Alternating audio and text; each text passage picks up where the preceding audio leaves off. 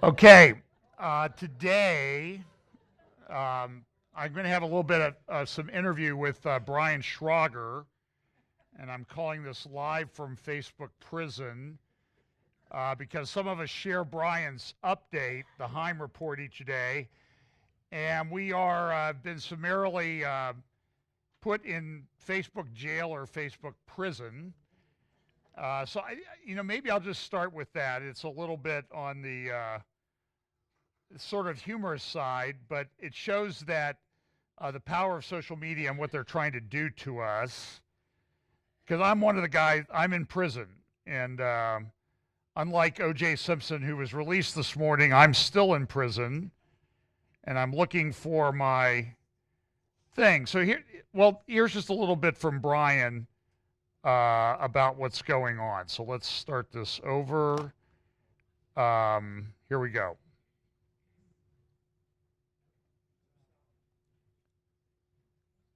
Do you know why you don't have a sound? Us, all in the same day, were put in. Okay, here we go. Well, it's interesting. This last Wednesday, a team of about 10 of us, all in the same day, were put into Facebook jail when we were trying to share the Heim report. The Heim report is a kind of drudge report. It's a composite of stories written by other mainstream news media, many of them here in Israel. And so it's not fake news. There's nothing funny or strange about it. But Facebook decided somehow that it was spam, or apparently that was their decision. And all of us were put in Facebook jail until October 3rd or 6th.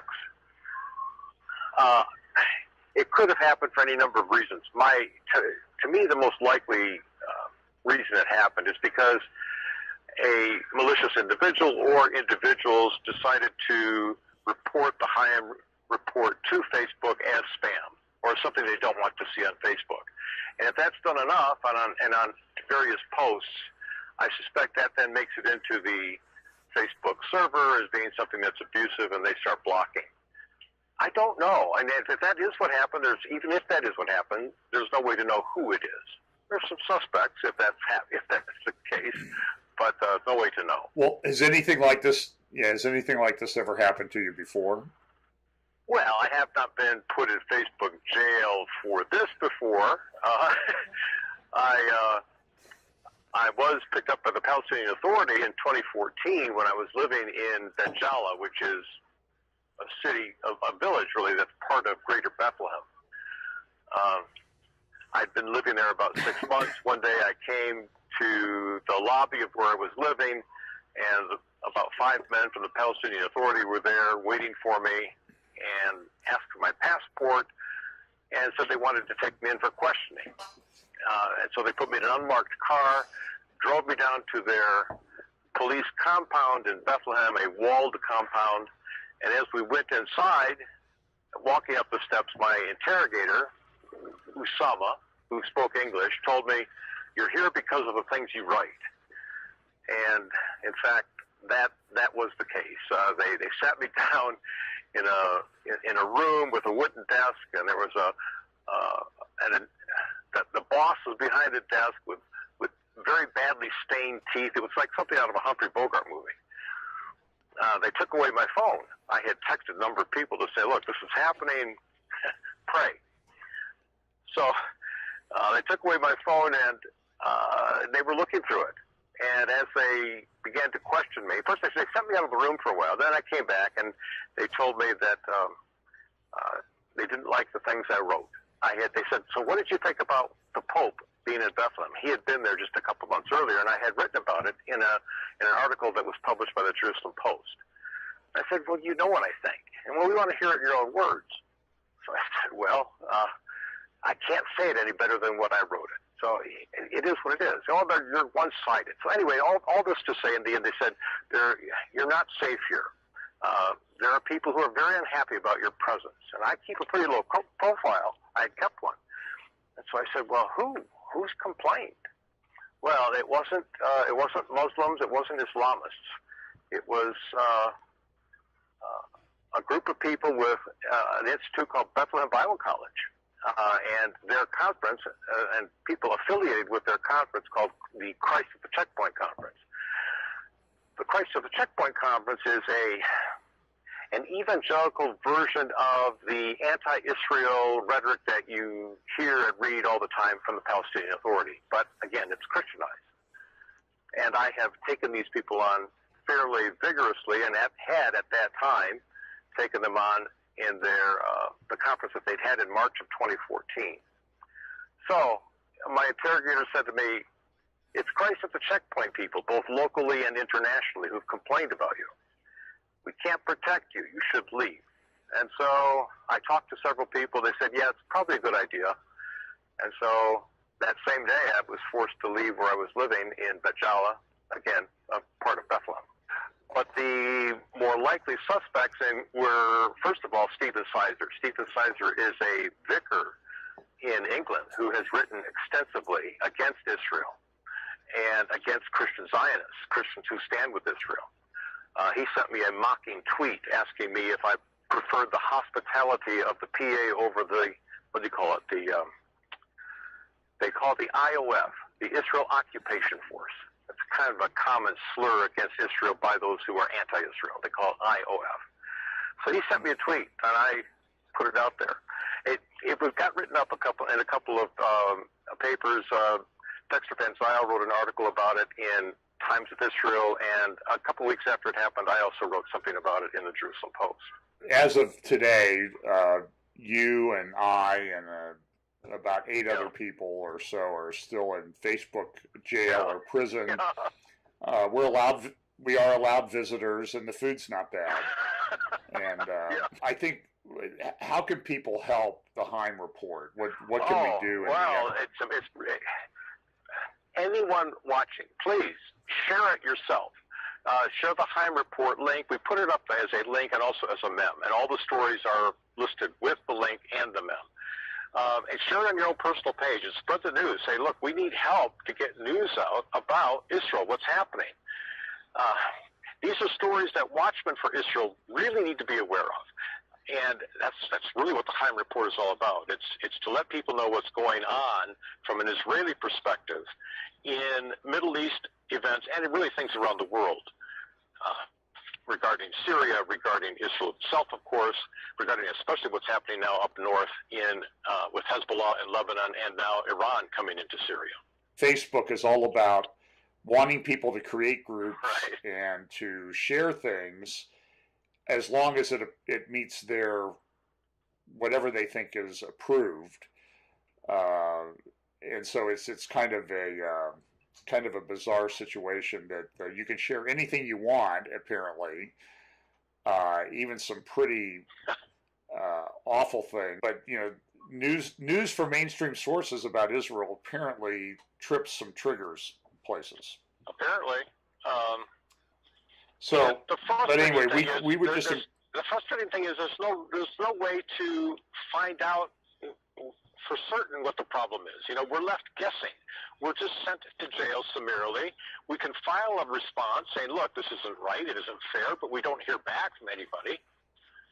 It's just that you're in prison until you're in prison. There's no customer service number to call. No, there isn't. And as you and I have discussed, it's sort of I think it's a behavior modification. Yeah, I think it is too. Exercise, because now before you post anything, they want you to think about it and maybe not post it, because it's clear what it was, because there were 11 of us that were helping to share the Heim Report, and all 11 of us got put in jail. On the same day. And so, for sharing the same day, while sharing the same thing. That's really unusual. Right, and I'd only shared it to 2 groups, and it was on the second group that everything got shut down. Now, some got out on bail, and some of us are still being held. One person is out on bail. That's 1 out of 11. The other 10 are still in prison. And we get out of prison either October 3rd or October 6th. My concern, and I know it's yours too, is that as soon as we start sharing again, that it will again be put back into jail, but instead of being put in jail for 10 days, it'll be 2 weeks or a month, or even 2 months or 3 months. And again, without appeal or without explanation. Right. Yeah. So anyway, people, you can help us out by help Brian out by going to JerusalemJournal.net or Jerusalem Journal Facebook page and sharing the daily Heim report. You put it out 6 days a week, correct? It's out Sunday through Friday. So yes, those 6 days. And John, Okay. Aren't you kind of stuck in sharing your prophecy update? Yeah, the same thing would go with my prophecy update, because I usually post it in a number of groups, and I can't post anything in any group. I can't even comment. So if people want to post my video, or people want to make negative comments about it, this is the week, right? Because I can't say anything about you making comments on my update. So it's a way to shut us down. But we did make appeals to people to share it, and I think you had a record number of shares. Yeah, it was really amazing, because for one day we couldn't share the groups. That was Wednesday. We were all sent to jail. The very next day, you put something up on Facebook, and several others put up appeals as well. I think the biggest reach we'd had on Facebook before going into jail was perhaps 15,000. And in fact, just before we went in jail, we were reaching maybe 10,000 a day. The day after we were put in jail, 2 days ago or 3 days ago, Thursday, we reached 20,000 people. It's just amazing. A 25% increase, or depending on how you do the math. And yesterday, or Friday that is, we reached 19,000. So the views went up, dramatically up. So well, good. we're praying that with your help and with the help of those watching, that will continue. So take that, Facebook, I guess, and I can post to my individual timeline. I just can't go to any group, like a prophecy group. There's a bunch of them being created. There's probably well over 100 that talk about issues about Bible prophecy and other things, and argue about everything, and have vigorous discussions with fellow believers. But Brian and I are in Facebook prison, so that's why I titled this week Live from Facebook Prison. And but I do note O.J. Simpson was released from prison this morning, but Brian Shrugged and John Haller have not. So I don't take that personally. But we talk here about this convergence of the signs, and I have a few more comments from Brian later in the update about some of the things going on in Israel. And I've often said I ought to just stand up here some Sunday with my phone and talk about all the things that are going on that seem to be relevant relative to the state of the world that the Bible would prophesy it would be in the end times. And I think I could easily fill an hour or two or three with just the stuff pouring into my Facebook news feed, Drudge Report, other news sources that I check. The Heim report that Brian puts out every 6 days a week. Almost every headline, I read these headlines and I look and I'm like, well, yeah, that's important, but that's important. And I mean, it's if you have ADD, it's like a dream to watch all these new feeds come in. If you have prophecy ADD, it's crazy. I mean, it's like the greatest thing ever, because you don't have to pay attention. You can change the subject every 3 seconds or whatever, like you would like to. So, and I can do that. Ask my wife. We have conversations every now and then, and she's like, "Where are you coming from?" I'm like, "Well, I've been thinking about this for 5 minutes. Can't you catch up right away?" And she looks at me. So, but that's we're getting along, So for almost 43 years, and going on 43. Look, this verse: wars, rumors of wars. Nation shall rise against nation, kingdom against kingdom, famines, pestilences, earthquakes in divers places.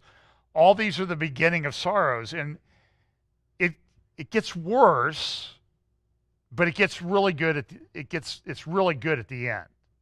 We know that. And we have to hold on to that hope that we have. But it's crazy. I mean, this is a little thing I found about I don't know where I picked it up this morning about the sort of the White House. I mean, it's just like every day there's something else. And well, I'll share it later when I get to it. We had this thing with the NFL. Look at this editorial. No man should have to choose a job that forces them to surrender their rights.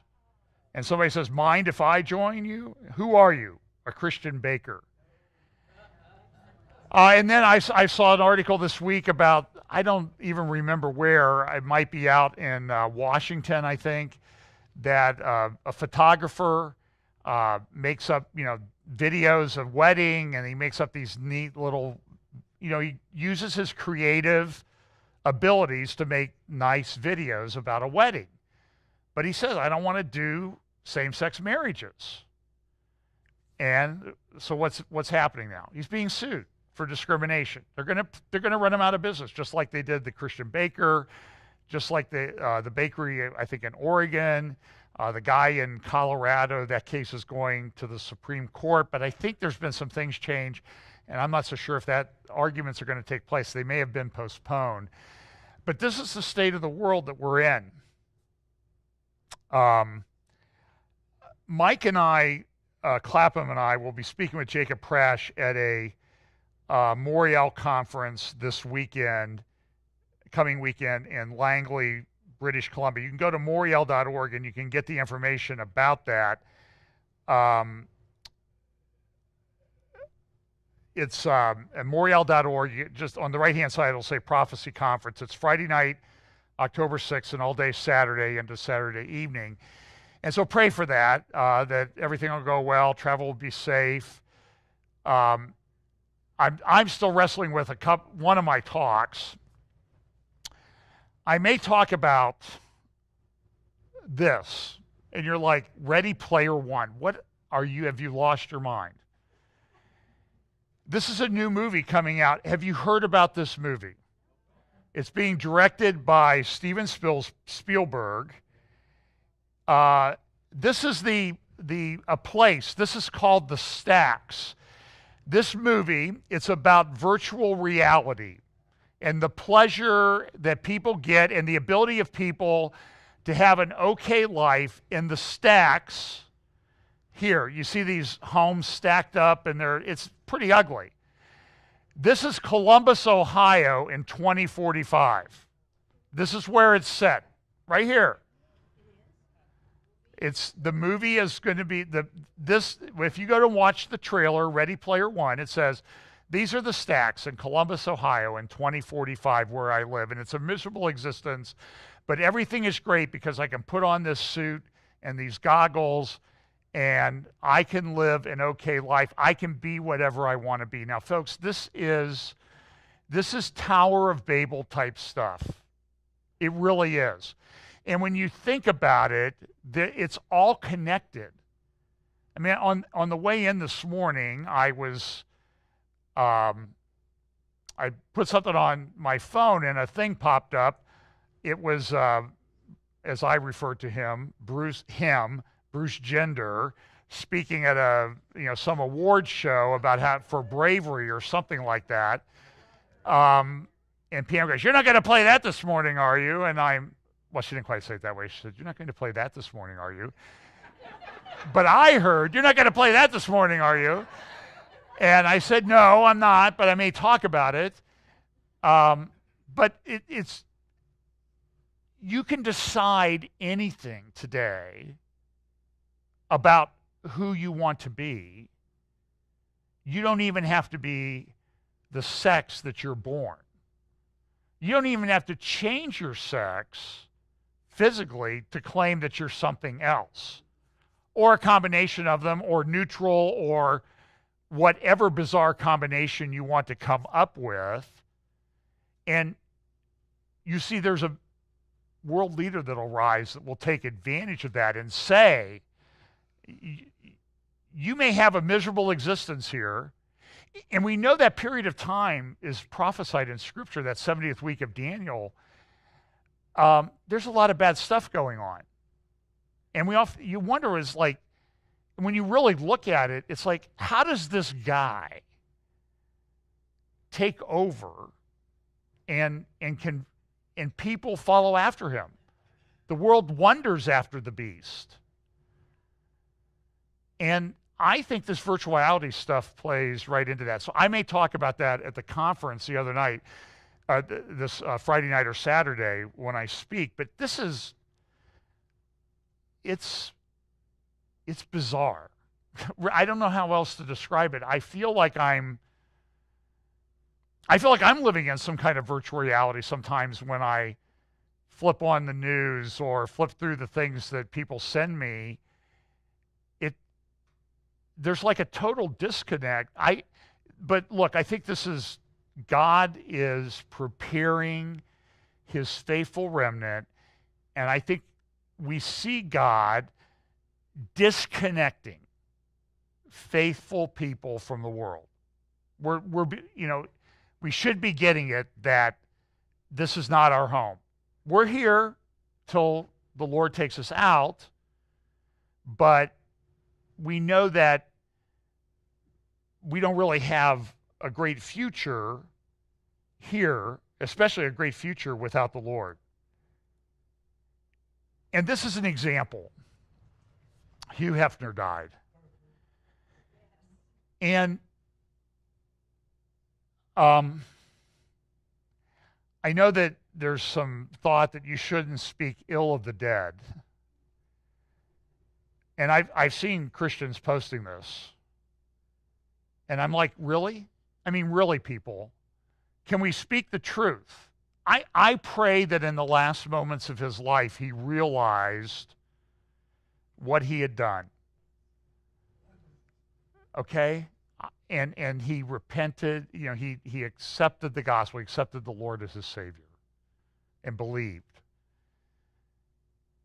But we still cannot deny the damage that this man did to society. He picked up on Albert Kinsey from the Kinsey Institute down at Indiana University, where I have a degree from, that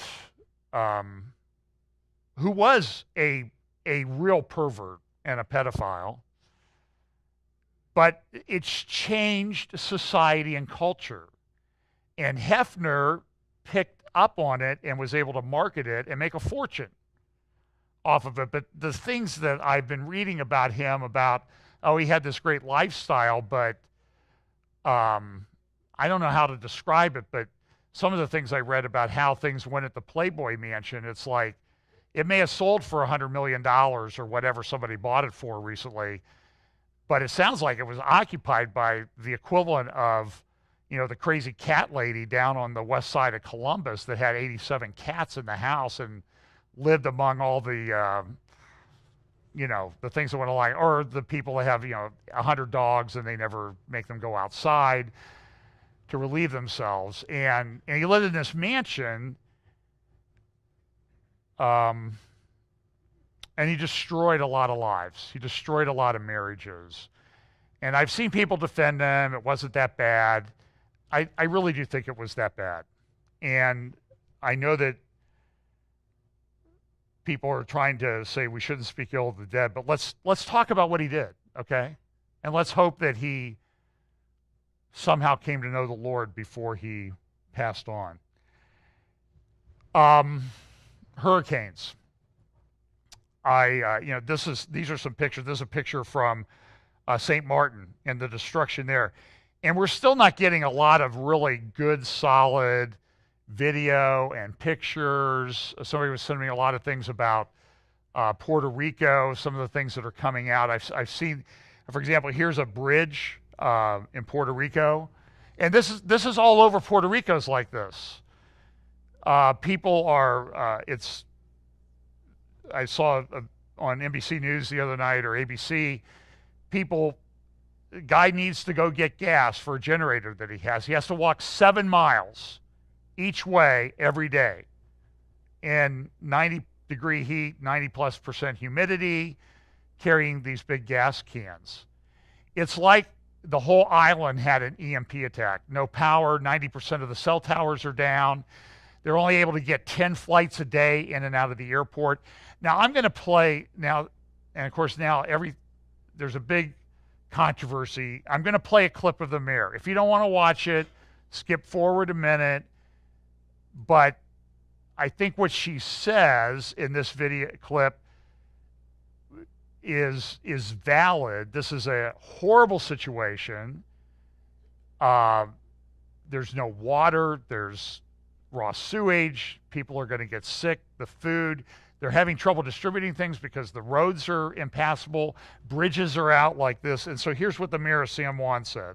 Thank you for being there, first of all. Thank you for joining us tonight. You heard the president say today that his team, in his words, is doing an incredible job. And yet we heard that very emotional comment from the mayor of San Juan, mad as hell, almost moved to tears. What's the reality on the ground?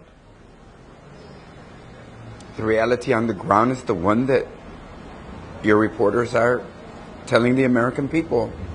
They're handing out maybe a bottle of water and one meal to a family of 5 or 6. And that was after 8 days. And some towns, not even that. I think it isn't a good job. It's a disgraceful job. The United States of America is the most powerful, wealthiest country in the world.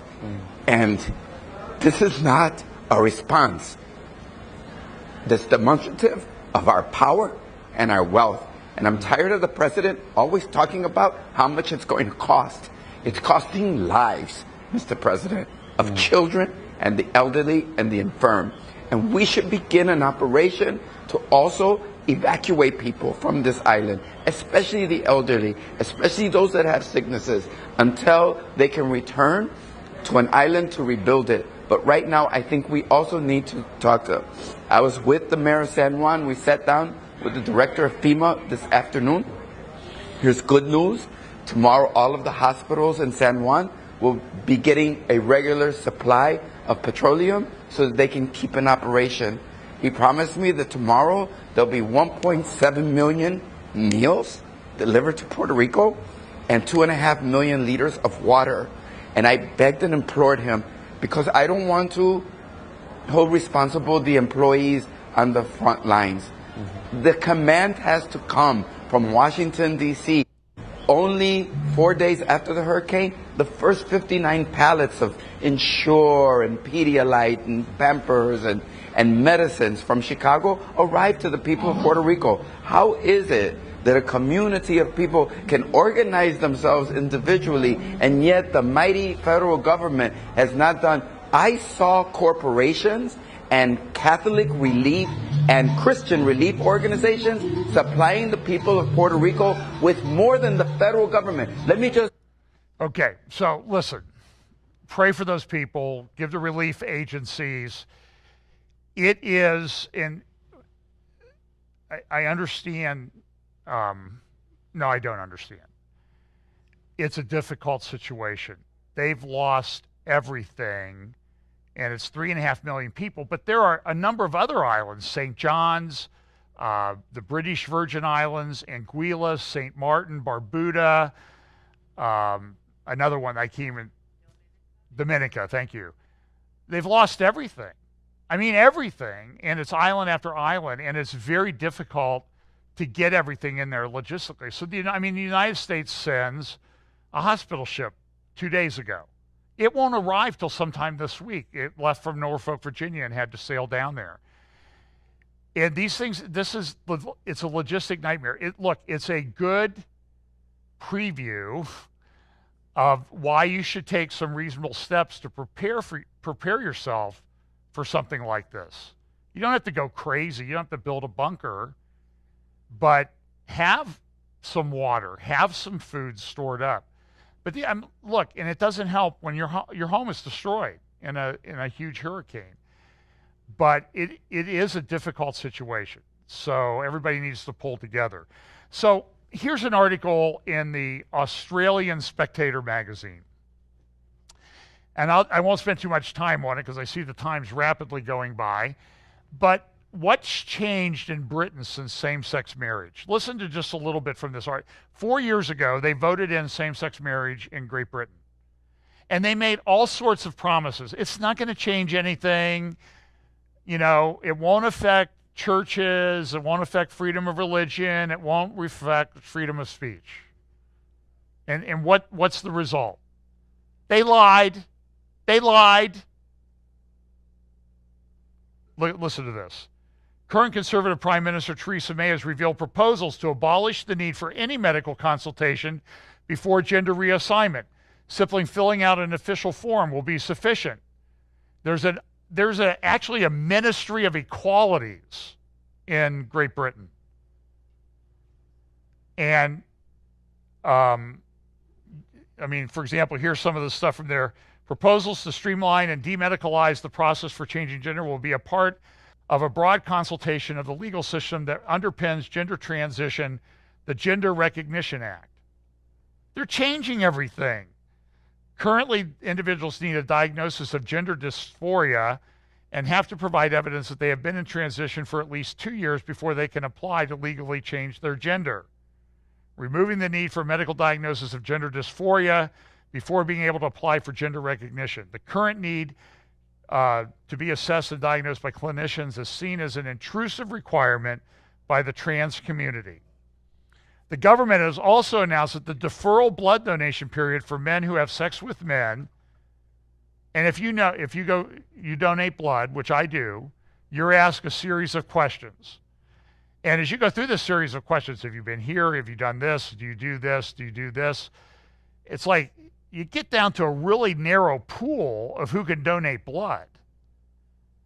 And so the donation period, the exclusion, will be reduced from 12 months to 3 months, increasing the supply of donor blood available for life-saving operations.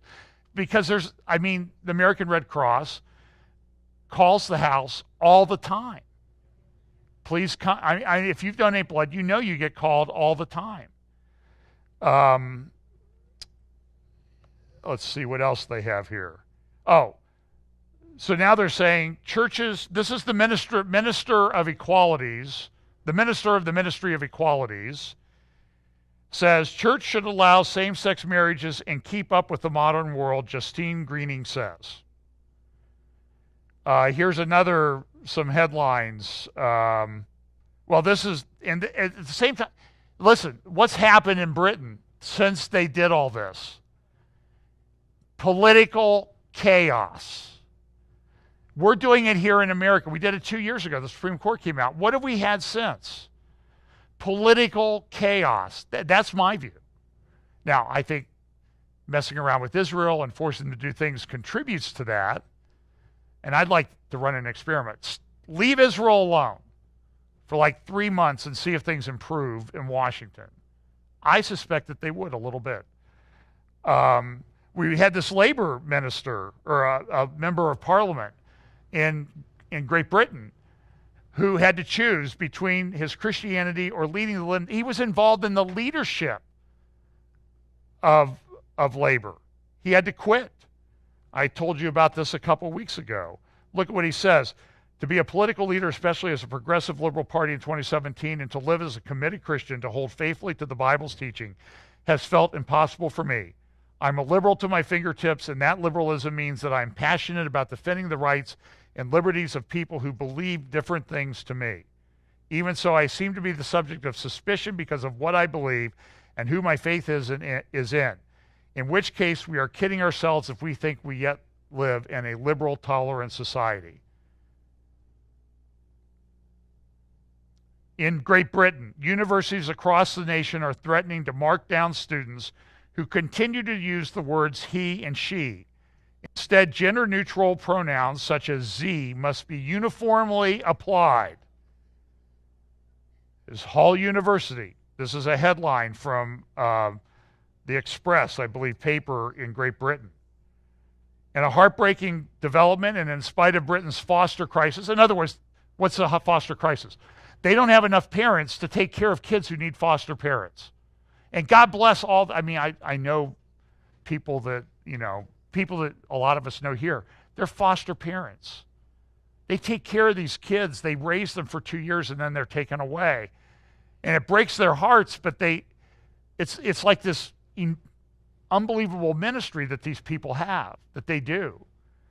So they have a crisis. They don't have enough people in Great Britain. But here what is, aspiring foster parents who identify as religious face interrogation. Those who are deemed unlikely to celebrate homosexuality have had their dreams of parenthood scuppered.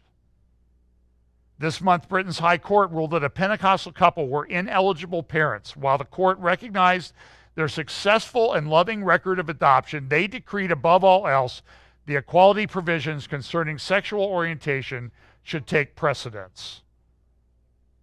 How has Great Britain become so twisted? Practicing Jews, Muslims, Christians, and Sikhs who want to stay true to their religious teachings can no longer adopt children. Freedom of speech.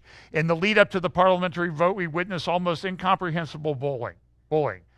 David Burrows, a mild-mannered supporter of the Coalition for Marriage, had excrement thrown at his house. His children received death threats. His children received death threats.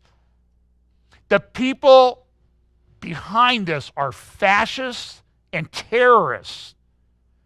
They are the most intolerant bullies on the planet. Well, can we just have some politician stand up and speak the truth about this? We've had one who's tried, and what happens? He's called a Nazi supporter, President Trump. I'm going to start stuttering here. Many hardworking Brits have lost their jobs. Consider Adrian Smith, sacked by a Manchester housing trust for suggesting that the state shouldn't impose its rules on places of faith and conscience. Or Richard Page, fired for gross misconduct after articulating that children might enjoy better outcomes were they to be adopted by heterosexual couples. You can't even say that. And you know what? It's a fact that in most cases it's better.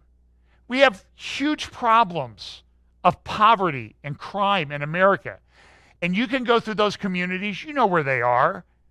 You don't drive through them, right? Can I be honest? I mean, I have to drive through one on the way home if I go a certain way. And my wife goes, don't drive through there at night. Go the other way. And what you will find in that community, the central thing, the most important thing that you will find is lack of fathers in the homes. It is the single biggest indicator. It was, when I got my master's degree in criminology 40 years ago, that was the case.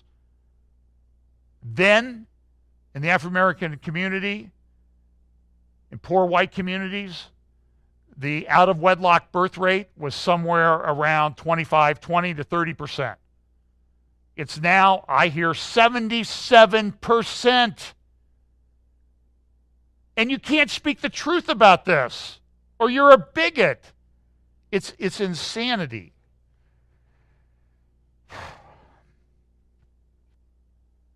In retrospect, the silent majority in Britain has remained silent too long. Same-sex marriage was promoted in the UK as an issue of supposed tolerance and equality. What we have seen is the most unequal and intolerant outcomes of any political issue in recent history. And this person goes on to it, and he talks about the fact that in Australia, they're voting on this as sort of an advisory to the legislature, parliament down there. LGBT progress is an unstoppable tide. He assured me that it was okay to privately believe that marriage was that. He even privately agreed that the stuff being taught in primary schools was too much. But to say it out loud, how much more important, the last sentence there, the future of our children than any naive career ambitions I might harbor. And the Anglican Church in the UK, the first same-sex wedding held, despite threats of sanctions. Concludes with this: I urge every Aussie to examine the evidence, analyze the results, and be clear about what you're voting for. If it was solely marriage, it would be worth preserving. It's infinitely more.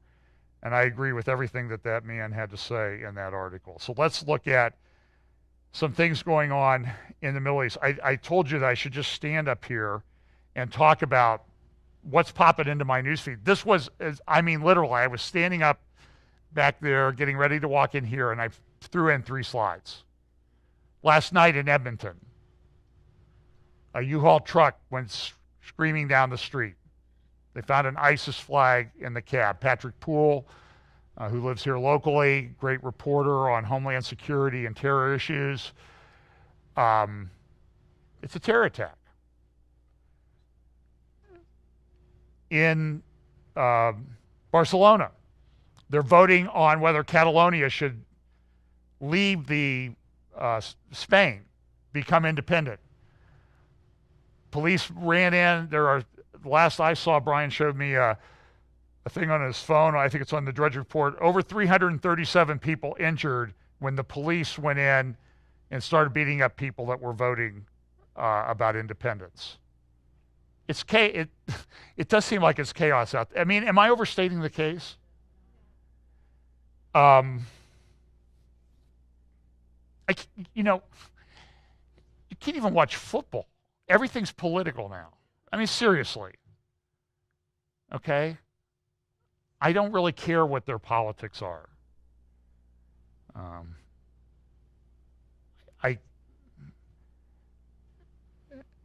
Well, let's put it this way. They went to college, so what do you expect, right? Even if they didn't go to class, it still seems to kind of seep through. And a lot of it's based on a lie. Look, there's a great interview Tucker Carlson did the other night with somebody from the DOJ. Look it up on Fox News. The guy has statistics about all the stuff, about all these protests, and taking the knee for this. It's all based on a lie. Police shoot more whites than blacks. It's a fact. That's what stats have shown for a lot of years. Heather McDonald at City Journal, read her stuff. She's phenomenal. So we have, this thing going on between North Korea and the United States and what's going to happen. There's a report out this week, preparing for war in North Korea. You can look that up. It's at, you can find it on the internet. This report here, it's a British think tank that put it out. See if I can. The Whitehall Report, Malcolm Chalmers, and says that thinks that war between U.S. and North Korea is a real possibility. There is some, and this is where I always get into trouble with everybody else. I get criticized regardless of what I say. So since I can't respond on Facebook groups this week, have at me, I guess.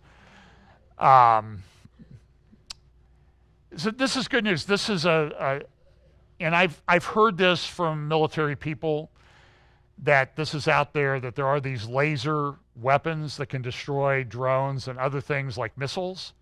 We just haven't used them yet because we don't want to let the Russians and Chinese know that we have them. But you need to understand too is that, while the United States appears to have the most powerful military in the world, we have a lot of problems. I mean, the entire Marine, all the Marine aircraft were grounded recently. All of them. We can't get spare parts for planes. And I know people in the Air Force, and I know that there are concerns about this, and I know that our military's been involved in a lot of things now for 15 years. We've been at war, and we're wearing people out. And we know there's a huge problem with, returning veterans and suicide and that type of thing. And so, I'm concerned. We know there's hypersonic missile technology that's been developed by a couple countries that puts our Navy at risk. Let's just put it this way. It's a wild and woolly world out there. Do you see when Matthew 24 talks about wars and rumors of wars? And which seems to imply that there's chaos, geopolitical chaos. It does seem to be that that's the case. I could sit up here and I could tick off. I don't talk about the continent of Africa. I don't really talk about Asia. I don't talk about Southeast Asia. I don't talk about Myanmar. I don't talk about Bangladesh. It's everywhere you look. Indonesia, putting in Sharia law. Supposedly a progressive Muslim society. They're instituting Sharia law. There's a lot of Christians that are being persecuted in Indonesia. Melanie Phillips and Caroline Glick both have great articles this week about the rise in anti-Semitism in the Labour Party in Britain. Melanie Phillips writes about melaniephillips.com, Caroline Glick, carolineglick.com, or at Jerusalem Post. And this is Melanie's article this week in the Jerusalem Post. And listen, Jeremy Corbyn is a rank anti-Semitic person. He hates Jews. He supports Hamas. Do you understand that? And I talked to somebody from Britain just the other night. He could become prime minister. And hardly a crackpot. Jacob Prash told me that. He lives there. Valerie Plame. Caroline Glick talks about her. Remember her from being outed as an overt or as a covert CIA operative? The person who did it, by the way, was never prosecuted, Richard Armitage. The special prosecutor went after somebody, so who did he get? The Jewish Scooter Libby, on a trumped-up perjury charge, was made to plead guilty to a felony, ruined his life, and it was a message. You Jews, you need to back off. And Plame was quoting somebody this week, citing an article on her Twitter account. Oh, yeah, he's got it right. It was talked about how the Jews control everything. It's a conspiracy theorist stream. And they have divided loyalties, and they're dragging the U.S. into wars and all this. Now, she's backed off a little bit, but what do you think she really believes? I mean, she, you know, when the light shines on her, she changes her opinion. So you can read those articles. I don't have time to go into them. Caroline has another great article, which I think relates to us here in the United States, because I see a lot of parallels about what's going on in Israel and what's going on in the United States. And she talks about breaking Israel's imperial court. What's happened? The courts, the Supreme Court in Israel, has essentially nobody in the government they appoint themselves. Nobody can run on them, and they have declared themselves to have the authority to declare any law or anything that they don't like on illegal or unconstitutional. And they're running roughshod over it. So they've tried to put in Naftali Bennett and Shaki, one of the other ministers, have put in legislation to do this. But the legislation is a little bit flawed. I think Caroline's correct in that it sort of acts like they had the right to do this all along. And they're running, they have unelected judges running amok. And I will only say this. In the New Testament, it tells us that in times of persecution, believers will first be brought before whom? Judges and magistrates. That's why it's significant. And this is what's it's happening in Israel. You know, like, watch what's going on there and then wake up and pay attention, because it's coming here, it's happening there. Listen to what this the Supreme Court justice said in a recent speech to a bar association in Israel. There's a disadvantage that we flesh and blood judges have in comparison with the creator of the universe. Even in the situations where we understand fairly quickly the dilemma that has brought the petitioners before us, it often happens that the solution we view as just and proper is impossible under the practice and requirements of the law.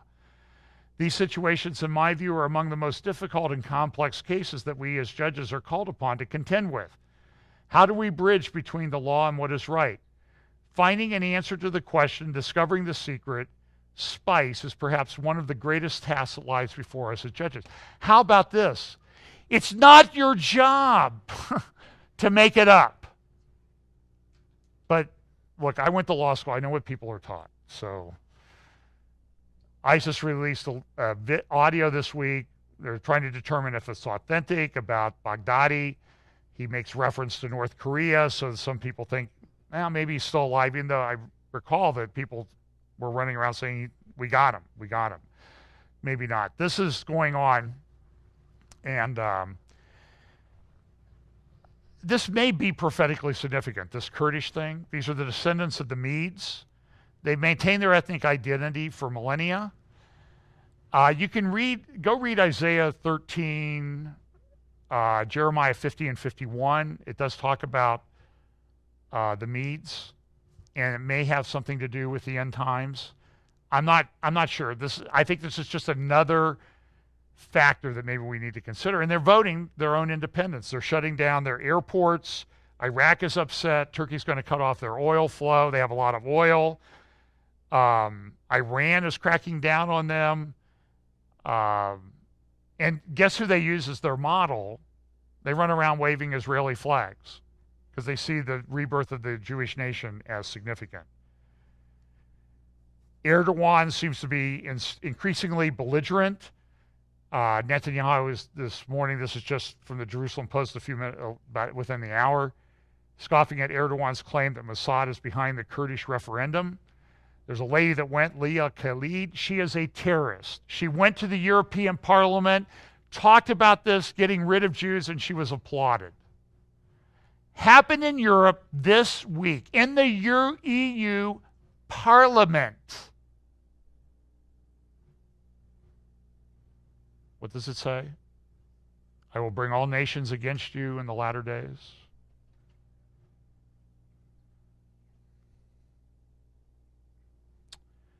Oh, this is interesting. The son of Hamas went to the UN Watch. You need to watch this video. And he spoke. He spoke the truth. And I did a screenshot of one of the Palestinian delegations. So here, just listen to this, about 2.5 minutes.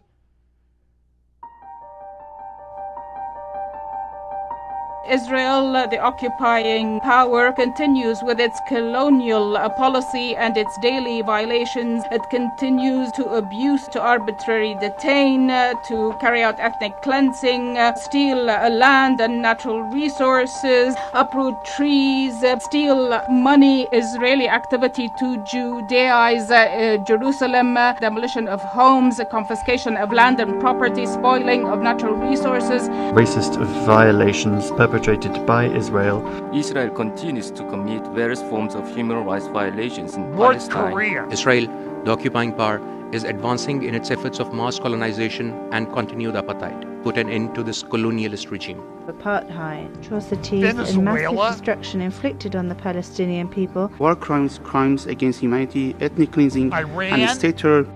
Thank you. United Nations Watch. Okay, now. Shukran, Sayyid Rais. I take the floor on behalf of the UN Watch. My name is Mus'ab Hassan Youssef. I grew up in Ramallah as a member of Hamas. I address the words to the Palestinian Authority, which claims to be the sole legitimate representative of the Palestinian people. I ask, where does your legitimacy come from? The Palestinian people did not elect you, and they did not appoint you to represent them. You are self-appointed. Your accountability is not to your own people. This is evidenced by your own total violation for their human rights. In fact, the Palestinian individual and their human development is the least of your concerns. You kidnap Palestinian students from campus and torture them in your jails. You torture your political rivals. The suffering of the Palestinian people is the outcome of your selfish political interest. You are the greatest enemy of the Palestinian people. If Israel did not exist, you would have no one to blame. Take responsibility for the outcome of your own actions. You fan the flames of conflict to maintain your abusive power. Finally, you use this platform to mislead the international community, to mislead the Palestinian society, to believe that Israel is responsible for the problem you create. Thank you. All right. I think that was not what they're used to hearing, although from the Israeli delegation, they do hear that all the time. But that was great. Listen, this was a terrible tragedy, not a tragedy. A murder occurred in Har Adar, outside of Jerusalem. It sits sort of high up. You can see it from the road as you're coming from Ben Gurion Airport into Jerusalem along Highway 1. There's a monument there to the Harel Brigade in 1967 that took this area. It was under control of Jordan, and about 31 years ago, they founded this community of about 4,000 people now. It's a settlement. It's one of the settlements that people talk about. And this week, there's not too much sound with this video, but I want you to listen to this video. So they have, people have work permits to come and work there, Palestinians, and they come in through the checkpoints. And one of the people that came in through there came in, pulled out a gun, started shooting people, and killed 3 guards this week. And this is, you can turn the sound down a little bit. This is the funeral of one of the guards the other day. I only say this to, when we were there, we had our own encounter with these guards in many places that we went, since we spent time in Judea and Samaria. And they're kids. And I can tell you that when we walked through the checkpoints, the fact that we were Americans got us a lot of grace. But these guys were nervous. I mean, they were, because, why? Because they get killed. They get stabbed to death. When we went to Hebron, Joel Kramer, our guide, said, they ask you if you have knives. Why? Because they had people stabbed and killed right there where you walk through. When we came out of Nablus, the same thing. There have been people stabbed and killed at the checkpoint where we were held up for a little bit. And you begin to understand what's going on. But look at the world puts up with this. Okay, so I asked Brian Shrugged a little bit about this. Look, I'm going to go over a little bit today. I know look, I only did an hour last week, right? So you owe me. Here's Brian. I asked him to comment on this morning. Settlement. So what's the word there about the attack at Har Adar? Well, they arrested 1, maybe 2 people. Har Adar, the community, had never had an attack before, and so it really threw them. It's an upper class community. They've not had a terror attack there before, and the young man working there who carried out the attack was in fact a hired laborer for a family in Har Adar.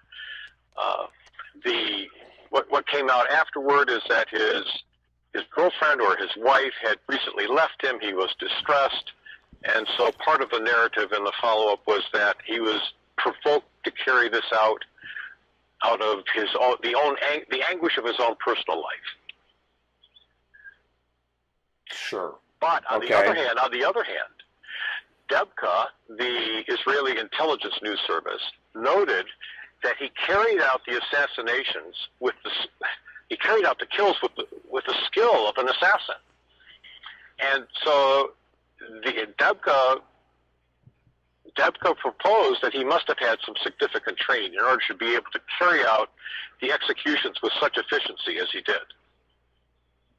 Yeah, for example, I think the report was his gun jammed during the shooting, and he was able to clear his gun and continue the attack, which really requires some skill and expertise. Yes, it does.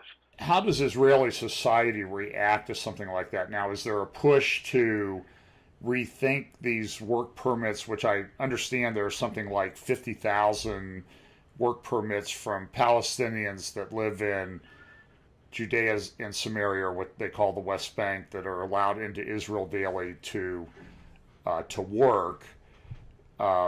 Is there a push now to maybe dial that back in some fashion? Yeah, there's talk about that.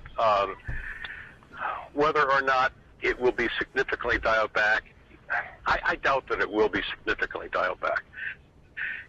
The really sad thing in this, as is almost always the case with Palestinian terrorism, is that the vast majority of Palestinians are not terrorists, especially those that are working in Israel.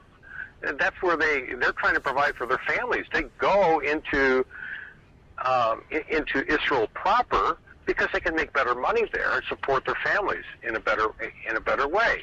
And there are good relations between Arabs and Jews in Israel. It's really, really sad that that Palestinians are hurt. Palestinians simply trying to make a living, provide for their families, are really, really hurt.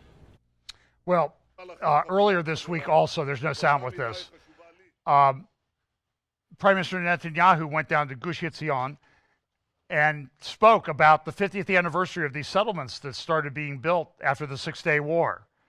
And he said, we're not going to be uprooting people here. That's not our intention. And this was at the celebration.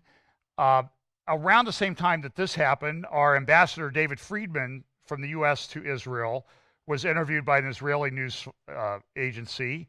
And here's part of his interview where he was asked questions about a settlement, about the settlement. What's your position on the settlements in the West Bank? I think the settlements are part of Israel. I think that was always the expectation when Resolution 242 was adopted in 1967. It was and it remains today, the only substantive resolution that was agreed to by everybody. I think the idea there, I'm a lawyer, but I'll speak colloquially. The idea was that, Israel would be entitled to secure borders. The existing borders, the 1967 borders, were viewed by everybody as not secure. So Israel would retain a meaningful portion of the West Bank, and it would return that which it didn't need for peace and security. So there was always supposed to be some notion of expansion into the West Bank, but not necessarily expansion into the entire West Bank. And I think that's exactly what Israel has done. I mean, they're only occupying 2% of the West Bank. So I think that's consistent with Resolution 242. And that's been the basis for 50 years for the parties to proceed. Obviously, there's important security considerations to those settlements. There are important nationalistic, historical, religious significance to those settlements. And I think the settlers view themselves as Israelis, and Israel views the settlers as Israelis. And I think those are the facts. So, well, I thought that was pretty good, And he talked about, he thought they might get a peace agreement within months or a year. And, the U.S. administration wants to work for that. And, everybody, we're supposed to pray for the peace of Jerusalem. So I guess people are going to push for the peace, whether it's a false one or not. But what David Friedman apparently doesn't know is that there's a number of State Departments. Okay, there's the State Department that David Friedman and President Trump thinks exist. And then there's the State Department that really exists. So they had a spokesperson come up and, well, they asked some questions about, what do you think about what David Friedman said in Jerusalem? Are we good? Anything? Okay. Ambassador David Friedman in Israel gave an interview in which he said that only 2% of the West Bank is occupied. Mm-hmm. Does that reflect the U.S. position? So I've also heard about this report. And when you mentioned that figure of 2%, I don't know where that came from. That came from some report. I have no idea which report that came from. Interview. It came from David Friedman's mouth. Okay, I thought he was citing a report or something. Okay. So I'm aware of what he said, his comments, and I want to be crystal clear about this, should not be read as a way to prejudge the outcome of any negotiations that the U.S. would have with the Israelis and the Palestinians. It should also not indicate a shift in U.S. policy. Well, do they reflect? So it does. So his comments by the U.S. ambassador to Israel do not reflect U.S. policy. I just want to say it should not be read as a change in U.S. policy. So Yeah. is this Yeah, this that's- is at least the second time that from this podium you've had to sort of clean up Ambassador Friedman's remarks. We had the alleged occupation. Is this becoming an issue? I mean, even if it's not a change of position, is the perception that the ambassador to Israel has his thumb on the scale and the view of this conflict creating problems? I guess what I would say to that is we have some very effective leaders and representatives with the U.S. government, including Jason Greenblatt, Mr. Kushner, who are spending an awful lot of time in the region trying to get both sides together to have talks about, a lasting existence side by side. The president has made that one of his top priorities. And when we talk about top priorities here, we talk about the nuclear threat of North Korea, but also the nuclear and ballistic missile threat of North Korea. But we also talk about this. And I think it indicates just how important this is to the president that he has put those two in charge of negotiating that. In terms of the ambassador, I can't comment any more for you on that other than to say our policy here has not changed. Sounds to me like you're saying, Okay, you're telling...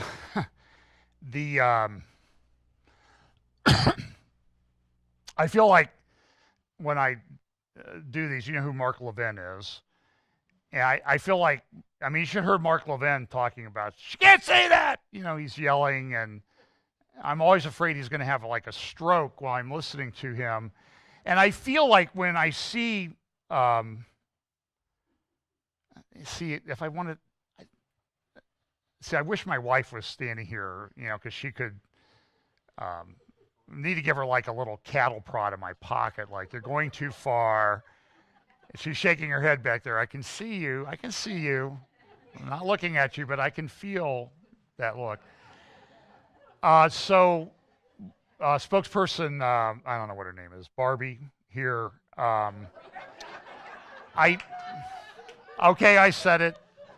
I feel like I should translate for you because it's like she's speaking a foreign language. And so I should have like a sign language or something or subtitle what she's really saying. Okay, here's what she's really saying. David Friedman, you need to shut up.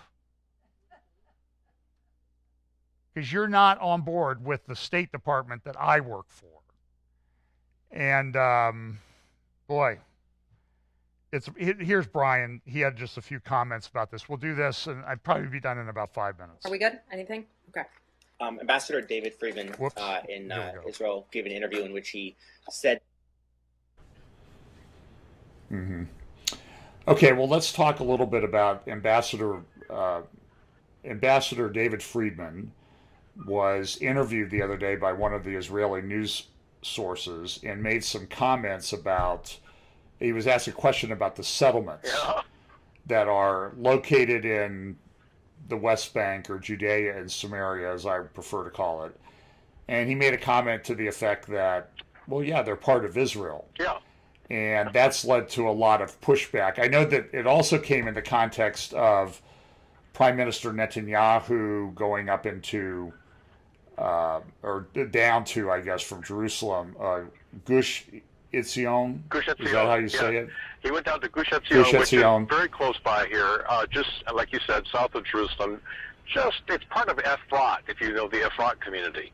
So yes, there was a big celebration, a 50-year celebration for the communities in Gush Etzion. Netanyahu and a number of other dignitaries showed up, and I think it was at that or related to that celebration when Friedman made his remarks. Basically, what he said was, in addition, that Judea and Samaria are clearly part of Israel. He also said that Israel has only occupied, if you will, 2% of the so-called West Bank in Judea and Samaria, which it won back in the War of 1967, and they're not occupying the whole thing. Of course, the general rule that you hear here and around the world is that Israel is an occupier of the whole thing. And Friedman said no.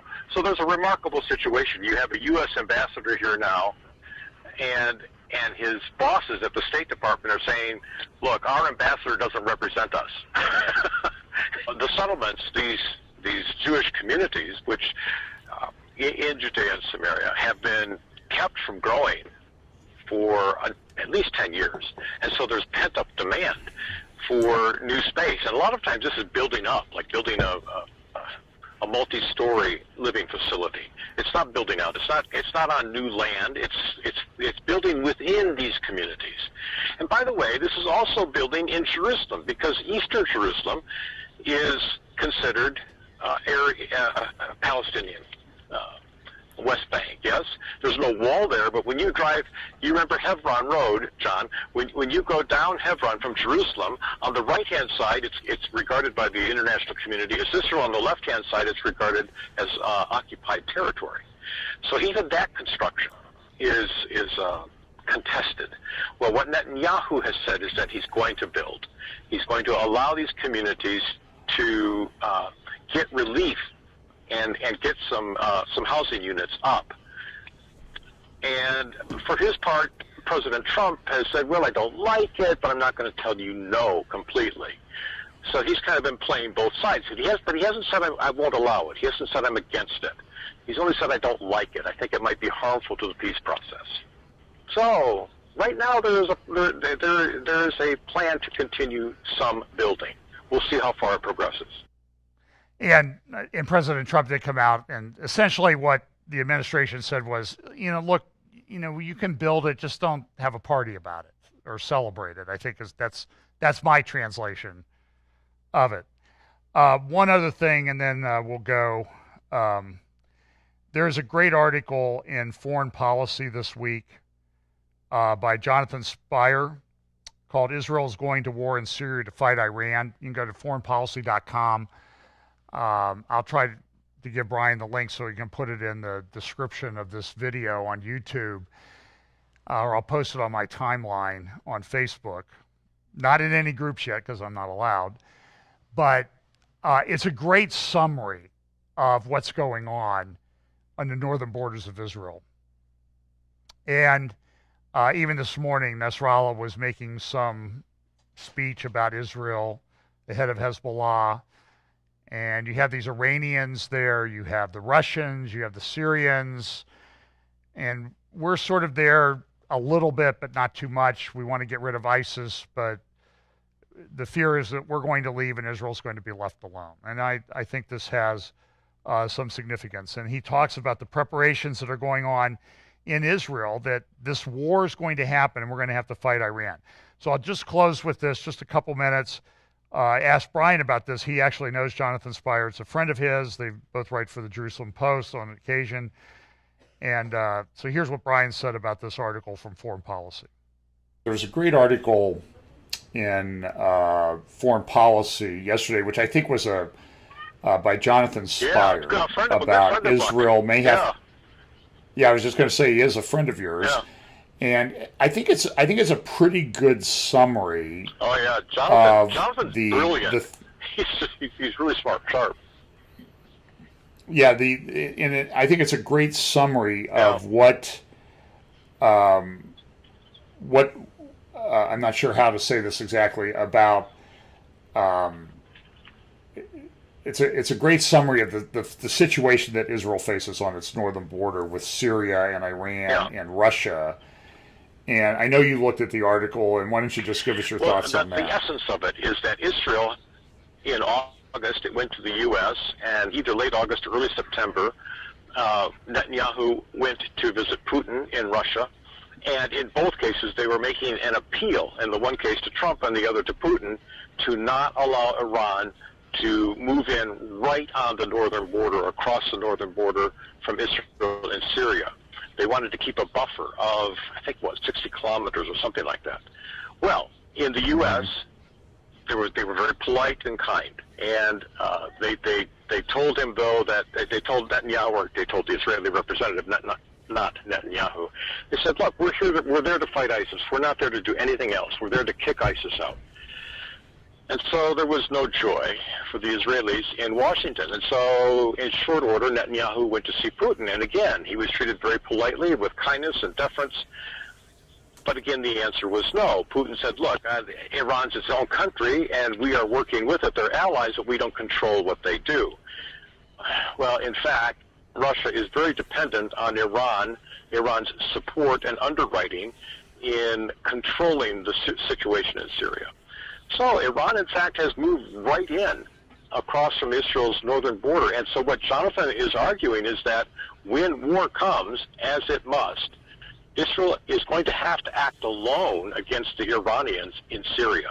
It cannot expect help from the U.S. or Russia in doing what needs to be done to prevent an enemy that is sworn to its destruction from, in fact, waging a war against Israel that threatens its very existence. Okay, so listen, you can help Brian out. Share the Heim report. Go to Jerusalem Journal Facebook page or jerusalemjournal.net/categories. You can see the Heim report there. Share links to that around on your timeline and everything. Look, I ask people, I'm very grateful to my friends on Facebook. Brian, on a normal day, gets 100 shares of the Heim report. I ask people, my friends, to share it, and there were over 400 off my Facebook page alone in one day. The viewership doubled, really more than doubled from what it was just a couple days before of his Facebook page or of his website, which is important to him as a journalist in Israel. They kind of judge your newsworthiness or whether you're worthy to be considered a journalist by the number of views that your website gets, so he can always use more views. It's a great summary, and I think he's right. It's like the Drudge Report of Israel news. And so support that. He can also use financial support if you feel led to do that. Trust me, he doesn't do it for the money. He lives in an area. I mean, you can see him standing here in Bethlehem doing this report. You can see the little bump in the horizon back there on the left side of the screen. That's the Herodian. So, I mean, he's right in the middle of it, and he's standing faithful, and he's even speaking to the point where he's ticking people off, and I think that's great. That's kind of a good clue that he's doing the right thing when he's in that area. So pray for him. Pray for the peace of Jerusalem, and let's go, and we'll pick this up next week. I won't be here next week. I think I'm going to try to do a prophecy update as part of that conference in Vancouver, but I'm just not sure when I'll be able to get it posted because we'll be traveling back home on Sunday. Let's pray. Father, thanks again for your word. Lord, I just pray that you will keep us calm in a really crazy world. Keep us focused on the hope that we have in you and in your promise that you're going to come back and take care of it. Pray that we'll trust in that, hold on to that hope, and give us the ability, the opportunities to share the gospel with others, because that is ultimately their only hope. Bless us this week. In Jesus' name, amen.